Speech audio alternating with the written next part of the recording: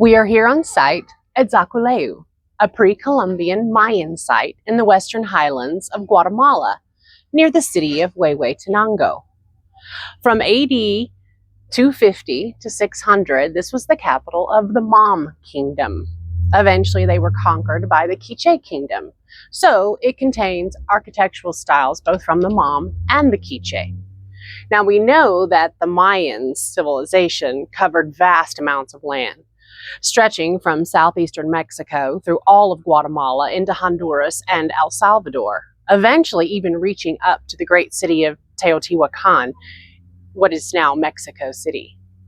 Most Mayan cities started out very organized with a large central plaza that would have 4 temples, pyramid temples, one for each cardinal direction.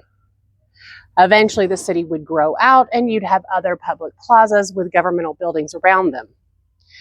Now, this city is in the talud tablero style, or the slope and panel style of temples with double staircases. Now, this is Plaza 2 at Zaculeu, and you can see that there are government buildings and temple pyramids surrounding it, but most of them have yet to be excavated. This site is not even halfway excavated. But in this plaza, we have the ball court. Now, we don't know exactly how this game was played, but apparently it had some similarities to basketball in that there was a goal. However, it would have been turned perpendicular, and it was played with a very small ball. By the time of the Spanish conquest, the Mam had regained control over Zaculeu from the Quiche. However, the majority of the population of the Mam lived in Chinapul, which is modern-day Huehuetenango, and they used this site basically as a refuge from the Spanish attacks because it was originally fortified with walls. However, eventually, the Spanish conquistador Gonzalo Alvarado did conquer the city. He laid siege to it until they were forced to surrender because of starvation.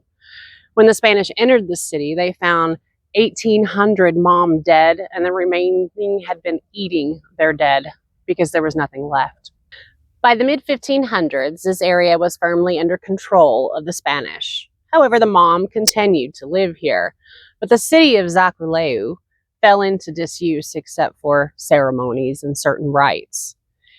In the 1940s, the United Fruit Company came in, and they decided to restore or preserve what was left. So they plastered over. They've been criticized for this, but actually the Mayans would also have plastered over these stones. They would have been painted bright, brilliant colors. So, faulted or not, the United Fruit Company did actually save and preserve some of the buildings that you see today. The Mayans have not disappeared from their original homeland. In fact, there's a large population of Mam Mayans here around Huehuetenango, and they still use the ancient sacred sites for their ceremonies. Sites like this pyramid temple plaza here at Zaculeu. In fact, we see here that a ceremony has recently been performed where they would lay gifts of flowers, colored candles, among other things, in order to pray for rain, or fertility, or for good luck. The small amount of excavation that has been done here at Zaculeu was done under the direction of John M. Dimmick in the 1940s.